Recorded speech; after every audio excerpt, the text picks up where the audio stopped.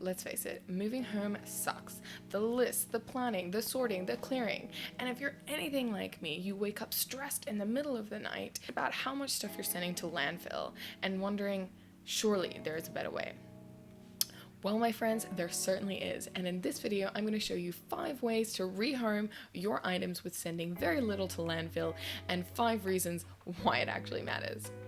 Hey, it's Steph, and on this channel we unpack tools and curiosities for neurotic overthinkers who just want to live happier, more conscious lives so that, we can better ourselves and the planet.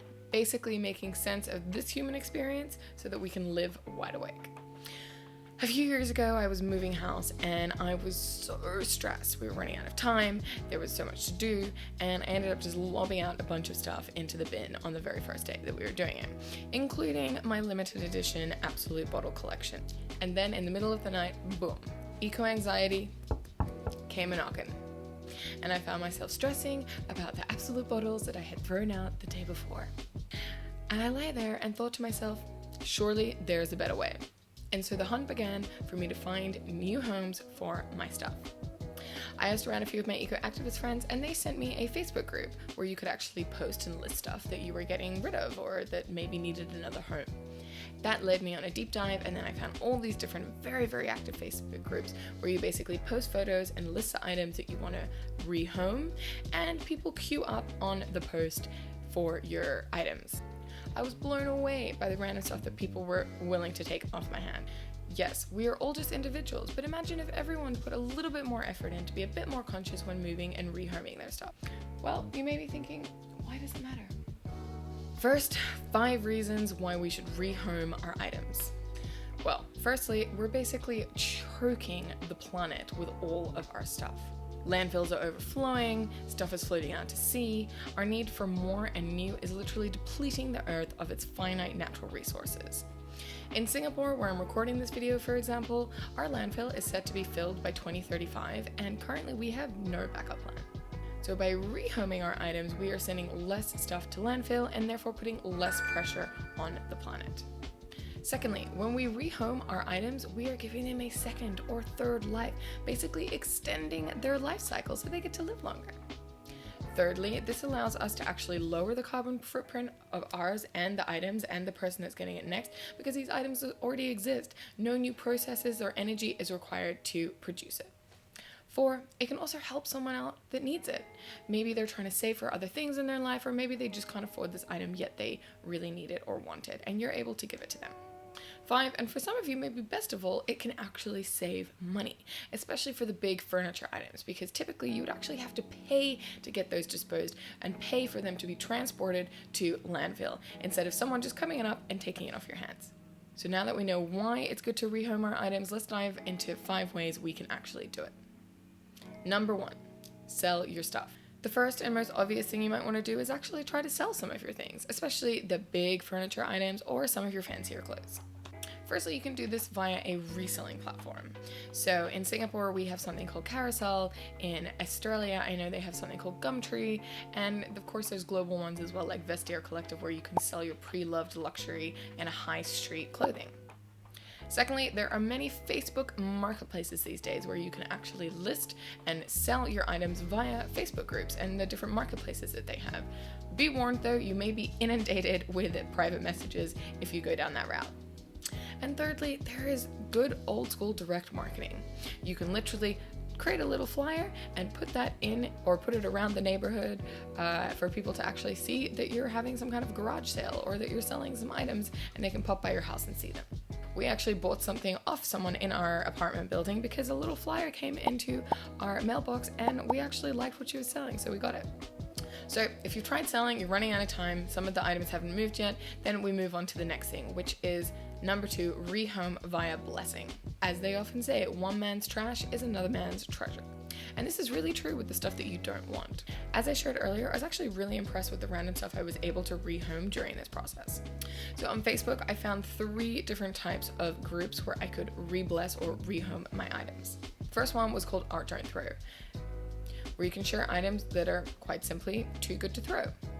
Here, I got rid of the really random stuff. For example, a bag of matchbooks, a small bag of miniature sewing kits, 8 Hendrix bottles, some stamps, a box of stationery, and the list goes on. There was one day where I posted 10 items, and within 12 minutes of that post going live, all 10 items were reserved. Then yes, of course, there's a little bit of back and forth with the people, but you're able to basically prepare all the items. I just put little sticky notes on them with their names and then put them in front of my apartment, and people could come and collect them as and when they liked. Of course, I gave them a deadline though, so that everything was cleared in time. Secondly, there was another one called Free Loved Furniture. This was where I was able to get rid of the bigger and bulkier items, like the couch, lights, and mirrors.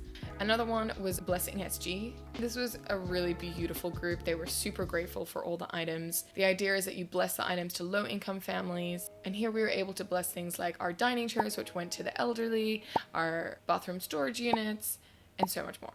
Before I did all of that though, we actually thought we'd found a way to redistribute our furniture with one guy, which was amazing because then he was just going to come and take the whole lot and just give it out to people and try and sell it and keep the money himself, which we were totally fine with. But then 36 hours out, he said he wasn't able to do that anymore. So I quickly posted everything in those 2 Facebook groups, the big furniture items, with very specific instructions that they had to be collected by the following evening by 9 p.m. I listed all the measurements so that I didn't have too much back and forth of all the items and the address. And out of 10 items that we listed, only 2 weren't taken in that period, and those 2 had to go to landfill. Obviously, this system is not perfect, but it really does help. And you know what? There are so many people that thanked me so much for the items that they were receiving, and even send me little messages of what they were going to be doing with all the things. Third thing is gifting to friends. We need to shift the stigma around pre-loved and re-gifting. You know, when I was growing up, adults used to always say, oh, it's the thought that counts. Well, this should be the same with pre-loved. If there are items that you earn but they're not bringing you any joy anymore, or are underused, or you know that they would bring happiness to someone in your life, then just give it to them, or at least offer it to them.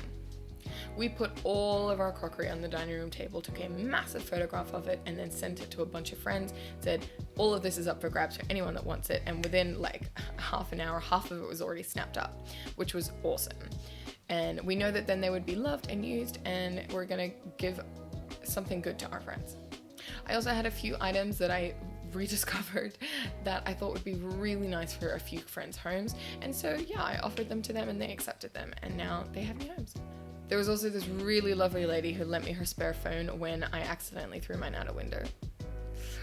And I saw this little Polaroid printer that we had that I'd used twice. It was like, you know, in a cupboard somewhere. And I, for some reason, thought that it would be really nice for her daughter to have, that she could send photos to it and she could print out and stick them around her room. So I took it to her and I said, look, thanks so much for lending me your phone. And I found this, I thought your daughter might like it. And she was so touched and told me that actually her daughter loves photography and this was going to be something really fun that they could do together. Next up, number 4, donate. As a last resort, you can donate your clothes to charity. Why as a last resort? Well, a lot of what is donated to charity ends up choking up our landfill. If they can't clear it off the charity floors, or they can't find homes for it, it either goes to landfill or it goes to the global south and it starts clogging up those places instead. But if you can put in a little bit more effort and do a little bit more research, you can most likely find charities and organizations who are actually asking for different things that you may be able to give them. For example, I did a little bit more research when I was in Singapore to find homes for the items that were a little bit harder to get rid of in the processes that I have shared earlier. Men's clothes was one of them. My husband had a lot of clothes that were still in pretty good condition, and so we sent those to the migrant workers here because they were still doing drives. We also sent the migrant workers a lot of games to play and some towels that were still in really good condition. Shoes. Shoes is a really tough one. But I did some research and found that there's actually a place called Souls for Shoes. It's a global initiative, and you can send them your shoes for recycling. And they actually have this entire social enterprise around it, so definitely check those guys out. Bedding, towels, and pillows. This was a little bit harder. Obviously, there were some towels and some bedding that is just, old and gross. And so I remember seeing that there were some dog shelters that were actually looking for this kind of things and for pillows.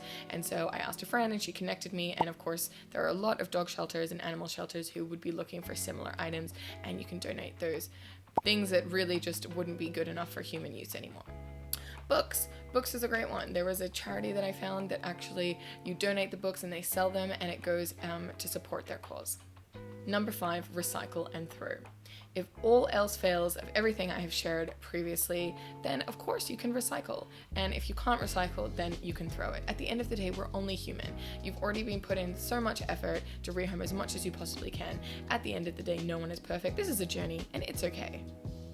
E-waste is a big thing though, so make sure you recycle your e-waste in a correct bin. In Singapore, we're lucky, we have e-waste collection bins all around the island, very, very convenient, because e-waste can be super toxic, especially if it ends up in landfill or in our rivers and oceans. But more than that, there's actually a lot of valuable stuff that is still in the electronics that they can extract and that they can reuse or recycle into something else. And clothing, anything that wasn't donatable went to something called Green Square, where they actually recycle your clothing. Of course, there's always the option to drop them at H&M or the Uniqlo bins, but these guys are a local enterprise and I felt much more comfortable sending it to them for recycling.